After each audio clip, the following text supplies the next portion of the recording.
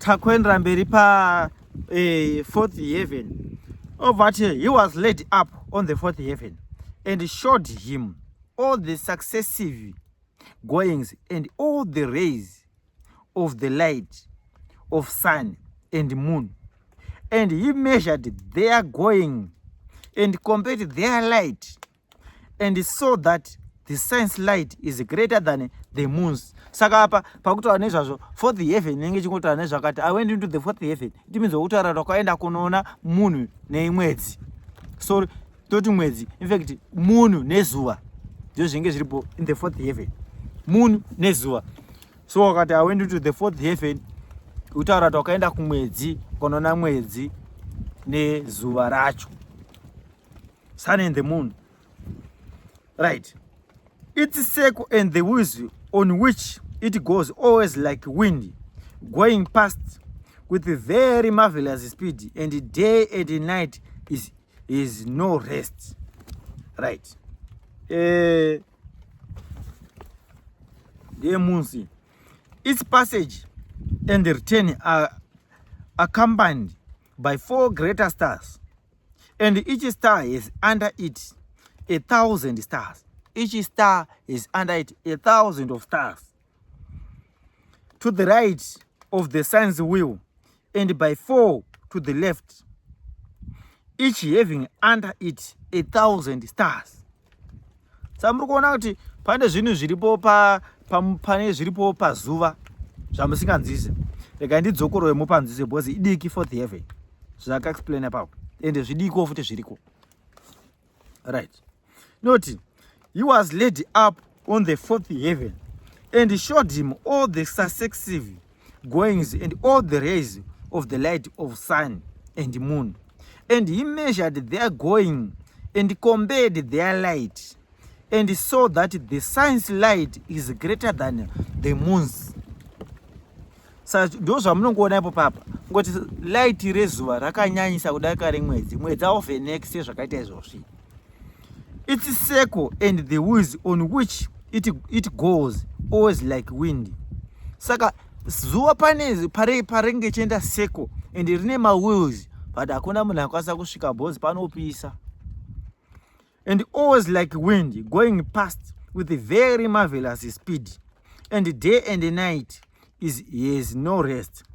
Its passage and return are accompanied by 4 greater stars, and each star is under it 1,000 stars, and to the right of the sun's wheel, and by 4 to the left, each having under it 1,000 stars.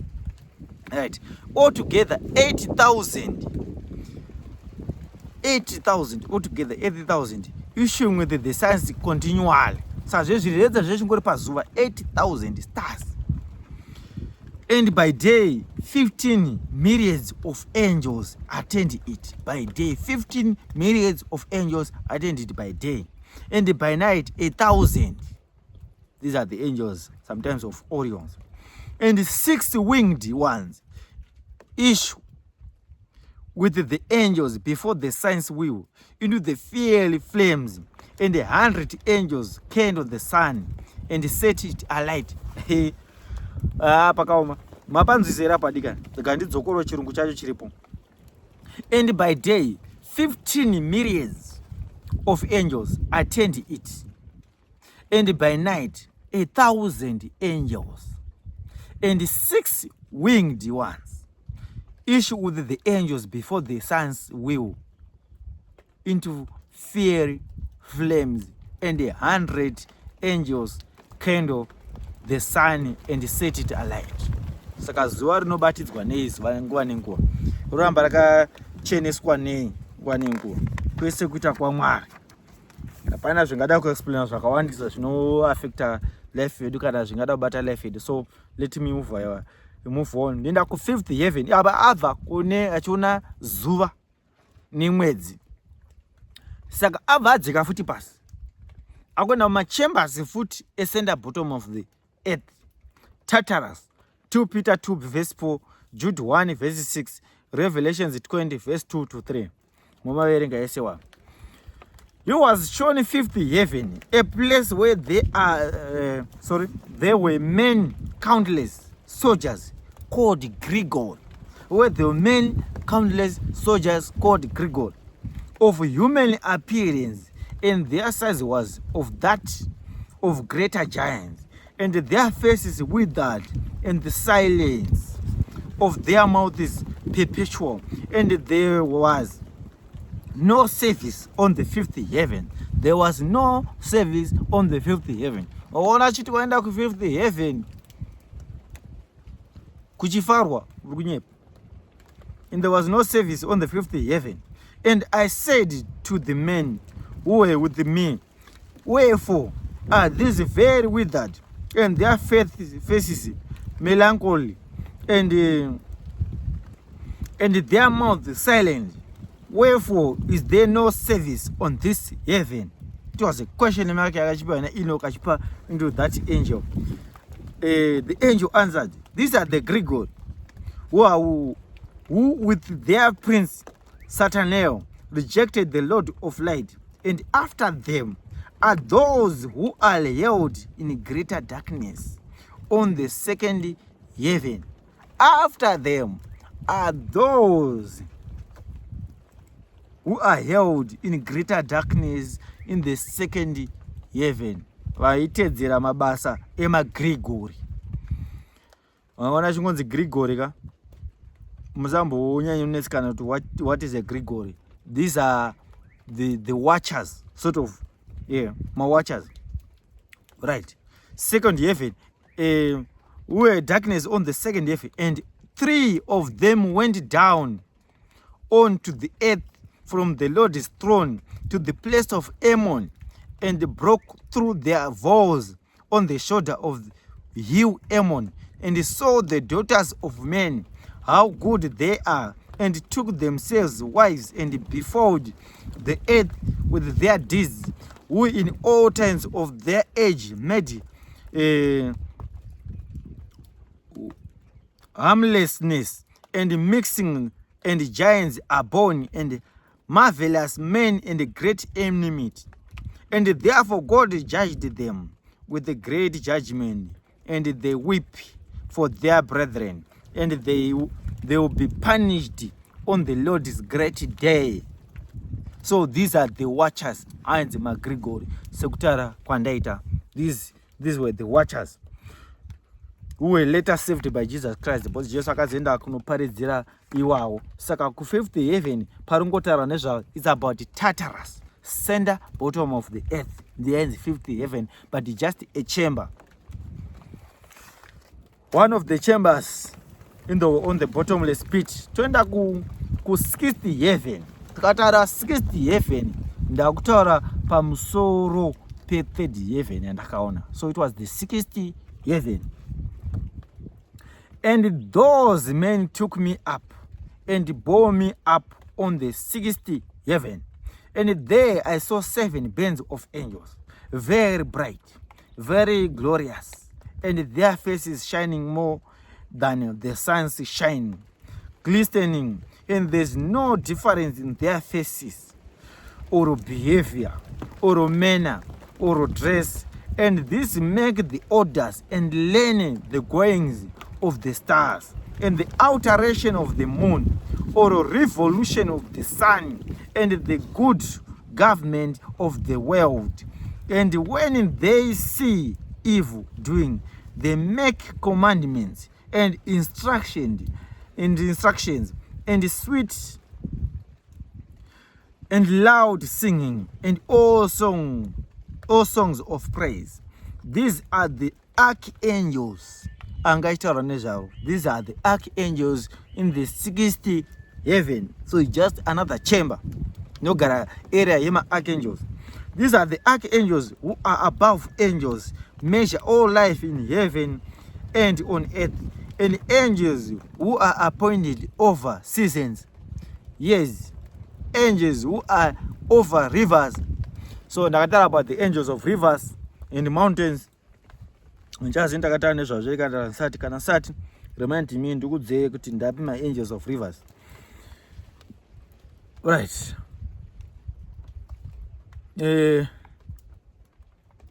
angels of rivers and sea, and who are over the fruits of the earth, and angels who are over grass.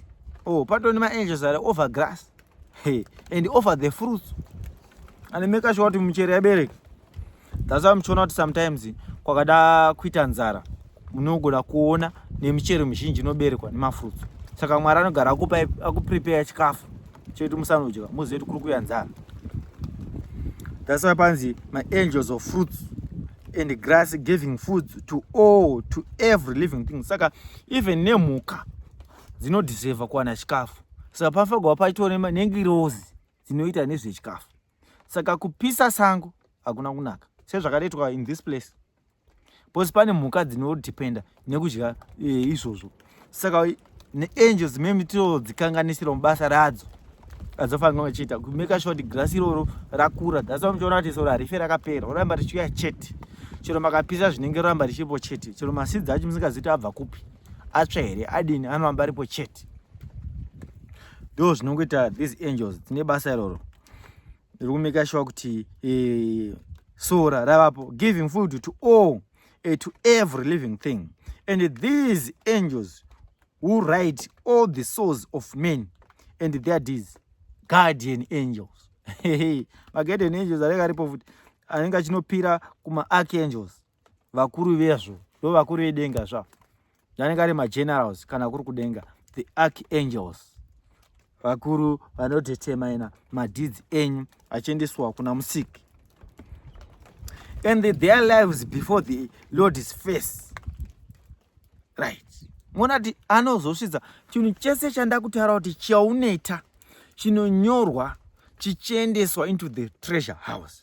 Chinonosumudzirwa ipapo chiendeswa futi in the guardian angels. And then my guardian angels oendesa zvinhu zvako on the Lord's face. Saka zvingani zvatakaita zvatofunga pamwe tozvipedzera tega, but zvose zvisvika into the Lord's face. Right. In their midst are 6 phoenixes and 6 cherubim and 6 winged ones, continually with one voice singing. It is not possible to describe their singing. And they rejoice before the Lord at his footstool. Footstool. Yeah. Lord is footstool. So it's just another chamber. I described these groups of angels as the first two, as the angels of first sphere. Kama dautasa pandakataura about the angels. Kama tinawo panzisa kana sina kuriziya ende koko kuma first sphere of angels.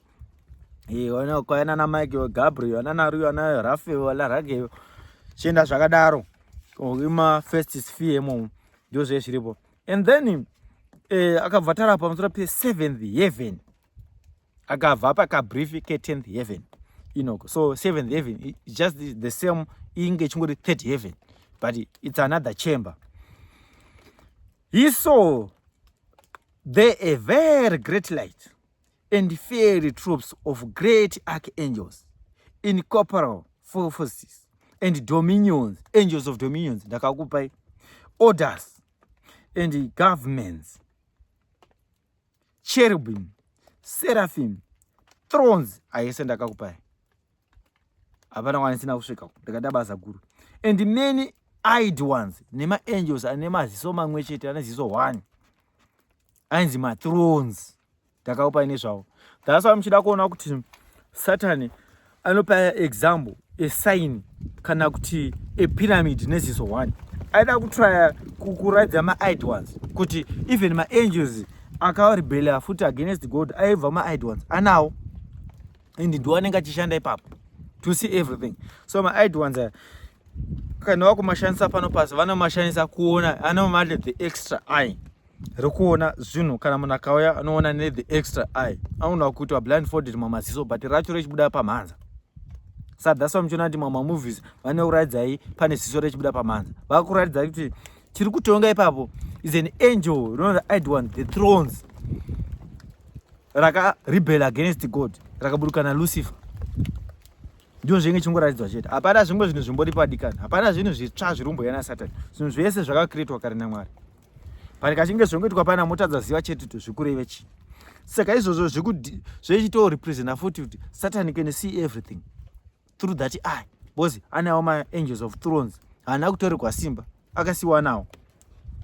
Ndio mamwe acho ari kutoshungurudza nowadays wa. Ari kuona zvisingaita chiprofita zvisingaita hata sora rubatsira vanhu. But vana vazhinji vachirasiswa.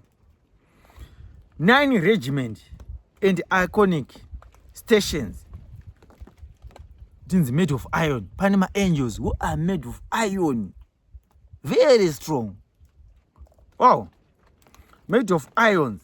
Stations of light. I became afraid. Enoch and Heaventh, I became afraid and began to tremble with the great terror. And those men took me and led me after them and said to me, have courage, Enoch. Do not fear. And showed me the Lord from afar, sitting on the very high throne. For what is there on the 10th heaven, since the Lord dwells there? So Akatara already, the Lord dwells on the 10th heaven. So it's another chamber which is in the 3rd heaven. Right. Magada kutasa sadaenda kumberi kuti on the 10th heaven zvaka explain pa 10th heaven. Mbichana but nchazoenda ku 10th heaven ndozobata zvizhinji zvakatarepo. Ndakatwara kuti when I asked kuti ndiripo pamusiwo kana kuti pa main gate re ma locked rooms pane ma animals angaside akati where is the Lord? The angel yangaripo yakashamsika to ask about the Lord, where the Lord is. Pakati zvinyanya kutaura kuti where the Lord is, but akawhispered he is on the 3rd heaven. So on the 3rd heaven ndokongo kuriko kuti ane zvako nongoenda chete vatsvene kune musha watakataura kuti tichazoenda kunogara after paitika kutorwa kuvatsvene pano pasi. Akabva ti on the 10th heaven is God. In the Hebrew tongue he is called Aravad. So panonzi pa Aravad, pa place inogara Mwari inonzi Aravad. And on the heavenly troops and the heavenly troops would come and stand on the 10 steps accordingly to their rank. So pane there are 10 steps that dziripo dzinomira my angels according to their ranks, and would bow down to the Lord and would again go to their places in joy and felicity, singing songs in their boundless light with the small and tender voices, gloriously serving him. Isaiah 6 verse 2 to 7, Revelations 4 verse 8, Enoch chapter 22. Ezekiel 10 verse 12 to 19. Right. My second is fear. They organize like a political structure here on earth. The lower hierarchy you go, the more people or angels are found. Right. So I'm trying to find my dominions, and such and Jofeo, Sena Zakadaro, my virtues, my authorities. Jesse, Sakashnongotika Ndichokuti. The way yatinongoita pano pasi yekuti kumusoro kuye kune 1 2 zvichenda zvakadaro kuzasi kuchikura ndio zvinakangoita papa. Saka muchona kutoti kuti vanhu vakati wandei pano pasi, ma angels akawanda, ma guardian angels akawanda zvichenda zvakadaro kuti mumwe nemwe anenge ane guardian angel yake. Right. 8th heaven ingori another chamber foot in the 3rd heaven. No, but and I saw the 8th heaven, which called, so nzvimbo inogara Mwari inonzi Aravad. Aravad. Aravat. Aravad. Ndio nzvimbo inogara Mwari iyoyo. Ndo zita rayo kana ichiedzwa kudenga. Inobva ati pa 8th heaven yakata nezvayo. And I saw the 8th heaven, which is called in the Hebrew tongue Mazaloth. Saka zita racho spelling inenge M-U-Z-A-L-O-T-H. M-U-Z-A-L-O-T-H. Mazaloth. Change of the seasons. And I saw the eighth heaven, which is called on the Hebrew tongue Maseroth, change of the seasons. Zvinoita kuti kuve nedrought, kunge kuchinaya, kunge kuchipisa, kunge kuchitonhora, change of seasons, drought and wet, and of wet, and of 12 constellations of the circle firmament, which are above the seventh heaven.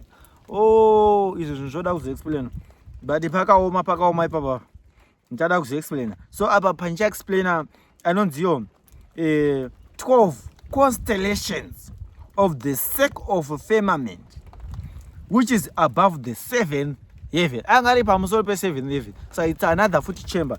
Yema 12 constellations of the circle of firmament. Anonzi ma 12 constellations of the circle of firmament. Ndakakutaura pamusoro pe anonzi Aries. Ndakakupa example ya Aries. Anoita like a ship. Asi ane chinhu choita like an M pamhanza. Koita Taurus, koita Gemini, Cancer, Leo, Virgo, Libra, Scorpio, Sagittarius, Capricorn, anonzi vamwe vachinzi vanoti Capricorn, ndo the correct term, Pisces, Aquarius. Ese ari 12. I'm going to explain them. Nema leaders anenge arimo ma 12 constellations. Iro todara video rakakwana. Because ndinchitaka explain Aries, Taurus. Ndaka explain Aries. I'll give you the picture, but already the picture of Aries I gave you. So I don't think there's another need yokuti ndikupe futi another picture of Aries. So I'll start pa asindo explain about Aries. Ndina panana Taurus, chienda kusvika kunana Leo, anana Cancer, anana so on. Everything chikutara zvichiitika in those 12 constellations of the circle firmament. Saka kudzidza akuperi. Ndicharamba ndichingounza, tichiramba tichidzidza, Mwari kumusoro kudenga achititungamirira. Right, toenda pa 9th heaven. Novati, and I saw the 9th heaven, which is called in Hebrew Kukavim. Kukavim means Kuchavim.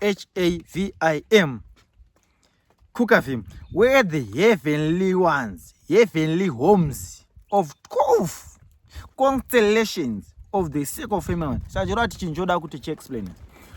Anovati ndo misha yenye irutwa nezvaye. Ya tiri kufira kuti tinde ikoko. Noti, and I saw the 9th heaven, which is called in Hebrew Kukavim, where the heavenly homes of the 12 constellations of the circle of firmament. Sa nopano include musha yenyu inenge iripo yatiri kunzi tichaenda kunogara. Right. So, toenda futi kumberi. This is a place where we will go after the day of judgment, or after vatsvene vaenda. And it is a place where we will live for 1,000 years and wait for the day of judgment. After the day of judgment, so kuchazogara for 1,000 years, anataura after tagara 1,000 place tozodzoswa pano pasi, after paitwa new heaven and so on, and akaexplain zvakatowandise. So pozombowana vanachamboedzwa futi naSatani bichana vanozogara nousingaperi. So this is a place where only those who are pure are going to live. And even if chaya pano pasi vomutswa, after vamutswa vatsvene voenda vanoenda into the third heaven kune ma 12 constellations of circle of firmament, kwaanonogara kune dzimba dzakanaka kudarika every house iri pano pasi. Darika chinhu chamungati chese chiri pano pasi ndo kunenge kuriko. So tovatenda pa 10th heaven inonzi Heaventh yacho nayo. Inokanobva ati, I saw the appearance of the Lord's face like iron made to glow in fire, and brought out emitting sparks, and it burns. Lord's face. I saw the appearance of the Lord's face like iron made to glow in fire, and brought out emitting sparks, and it burns. Saka vanhu vanofunza kuti Mwari akaita sei. Ndozvaari. Pazvoenda nokuti ada kuapia kwauri wewe kuti asute. Because Mwari anenge kuzosuta kwauri kuti ukwanise kumuona. Right. Thus I saw the Lord's face. But the Lord's face is ineffable, marvelous, and very awful, and very, very terrible. And who am I to tell of the Lord's unspeakable being, and of his very wonderful face? And I cannot tell the quantity of his many instructions and various voices. Many of his instructions. So the Lord was giving instructions, but he will give to billions of things at the same time. How big is God? Unspeakable being, and of his very wonderful face, and I cannot tell you the quantity of his main instructions and various voices. The Lord's throne is very great, and not made with hands, nor the quantity of those standing around him, troops of cherubim, seraphim, nor the incense singing, nor his immutable beauty. He's very built. I don't want to talk much about that one. And who shall to tell of the ineffable greatness of his glory? And I fell prone and bowed down to the Lord. And the Lord in his lips said to me, have courage, Enoch, do not fear. Arise and stand before my face. Angani nyasha dzisingaiti, nyasha dzakakurisa. And rise before my face into eternity. And the archangel Michael lifted me up and led me up before the Lord's face. And the Lord said to his servants, tempting them, let Enoch stand before my face into eternity. And the glorious ones bowed down to the Lord and said, let Enoch go accordingly to your word. And the Lord said to Michael, go and take Enoch from out of his earthly garments. So Enoch angashira kafeka my earthly garments. Go and take out earthly garments. So that vazhinji vabasha interpreta sirizvo. Nzainzi visa zvitadzo zvako ugare visa zvitadzo zvidai amene zvamuchainterpreta papo that akanzi visa your earthly garments. That's what I know. And anoint him with my sweet ointment and put him into the garments of my glory. And Michael did thus as the Lord told him. And he anointed me and dressed me, and the appearance of that ointment is more than the great light. And his ointment is like sweet dew, and it smells while mild, shining like sunrises. And I looked and myself, and I was like one of the glorious ones. So after agezana Michael apiwa zvese zvainge zviripo address onge akabva tanga kutaridzika kunge one of the angels dzanga dziripo dzanga dziri dzekwamwari. Ndo zvakatanga kutadzika saka anga akupenya sezvazvakuita like other angels. Wow, how great is the Lord? How big is God? That's another question. Indapedza ndada kuzoita the 12 constellations. Yeah, that's that pane basa, but I will do that kuti munzwisise shoko raMwari, munzwisisa but heaven. Kana pane vanogona kuita madrawings anonyatsoburitsa kuti picture exactly as it is, chapa instructions, vanoita zveart vaya zvekunyatsodrawa zvakanaka zvibune zvakanaka, please help me kuti tiburitse chinhu so that it will be fully explained to you, munzwisise kuti zvezi zvinyatsofamba sei. Ndinokutendai vana vaMwari, ndinokutendai chaizvo for your time, and I thank you so much for listening to this word. Keep on supporting this channel to want more videos as much as I can. Ndinokutendai nenguva ino, ndinokutendai chaizvo nerudo rwenyu. Thank you so much. Keep on supporting this channel. Thank you, and I love you all.